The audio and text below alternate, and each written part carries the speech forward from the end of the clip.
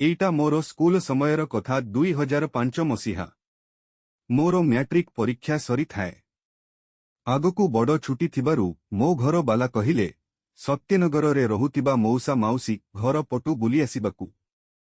दूर संपर्क हेले भी आम परिवार ओ तांको परिवार भितरे भल चले। परदिन सकाळू तांको घरकू बाहरी पड़िली। मोते देखि समस्ते भारी खुशी हेले। तांको झियो लिसा मध्य से वर्ष मैट्रिक परीक्षा देइथिला। समस्तंको सहित बसी बेस किछि समय गपिली।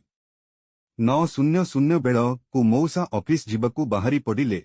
आउ किछि समय पर माउसी मध्य स्कूल चली गले।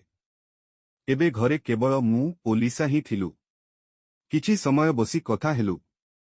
तापरे मु ड्रेस बदलेई अन्य रूम को विषबराम नेबाकू गली ओ लिसा भी ता रूमकू चली गला। बिछणारे किछि समय एपटा सेपटा हेली तथापि निद आसिलानी। भाबिली टीवी देखी टाइम पास करीबी बोली। मो रूमरू बाहरिली किंतु कौन मना हेला केजाणी मु लुसी रूम को सीधा पशिगली। जहाँ देखिली मो आखि विश्वास करी पारिलानी। देखिली लुसी पूरापूरी लंगड़ा होई ड्रेस चेंज करुथिला। से मध्य आश्चर्य होई जाइथिला मोते हठात देखिकी। किंतु तार 32 साइजिया दूध ओ गांडी देखी मो बांड ठिया होई जाइथिला। खाली पदाकू बाहरिबो बोली फक फक देउथिला। मो पतला हाफ प्यांट बांडटीकू संभाली बाकू सामर्थ्य हरेई सारिथिला। जहाँ फଳରେ मो प्यांट गोटे टेंट आकाररे परिणत होई जाइथिला।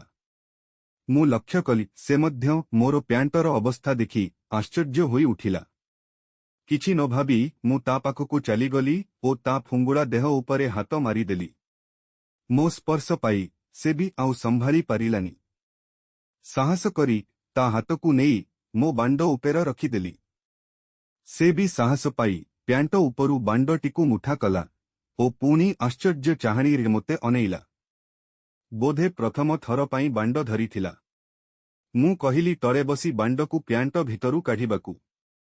से चटाण उपेर आंठेई पड़ी मो प्यांटटीकू ओल्लेइला। पंजुरी भितरु बाहरिला परी बांडटी डेई पड़िला ओ किछि क्षण उपर तळ होई साष्टांग होई ठियाष्टांग। लिसा मन भरी बांडटीकू देखिला। बांड चारि कड़ारे थिबा मो बाळकू आउंसी देउथिला।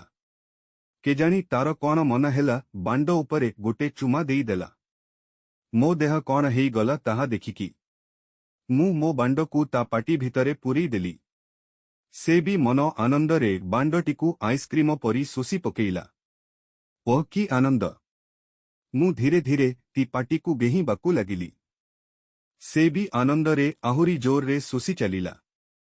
बेले बेले मु एते जोररे धोका मारुथिली जे बांडटी ता तंटी भितरकू चली जाउथिला। ताकू टिके अड़ुआ लागुथिला किंतु मोते भारी मजा लागुथिला। किछि समय परे हठात मोर किछि कहिबा पूर्वरु मेंचाए बीज्य ता पाटी भितरे पच पच होई बिहारी गला।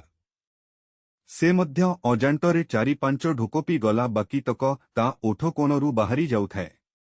से किंतु आगो भली बांडटीकू शोषी चली थाए। मु ताकू तळू उठेइली ओ एक सफा कपड़ा आनी ता मुहकू पोछि सफा कली। से मोते कुंढाई धरी मो ओठरे चुमा देला परे मु भी ताकू चुमा देली। एक लंबा समयर चुमारर आदान प्रदान भितरे मु ता दूध ओ गांडीकू दळुथाए। या भितरे मो बांडटी पुणी थरे पूर्ण गारिमारे ठिया होई जाइथिला। ताकू बेड उपरे सोई देई बांडकू नेई ता बियारे पुरेई देली ओ गेहिबा आरंभ कली। रूमटी तार ओ आ ओ फटफट शब्दरे कंपी उठू थाए। बेस किछि समय परे पुणी थरे मोर बीर्य बाहरिल जहाकू ता पेट उपरे बाहर कली किछि बुंदा उड़ी जाई ता दूध उपरे भी पड़िला। तापरे किछि समय बिछणारे पड़ी रही निज निश्वासकू सामान्य कलु। जदि आपण प्रतिदिन एही प्रकारर कहानी सुनिबाकू पसंद करंती तेबे वीडियो को लाइक करंतु एवं चैनल को सब्सक्राइब करंतु जहाँ द्वारा आपण प्रथमे नुआ कहानी पाइबे।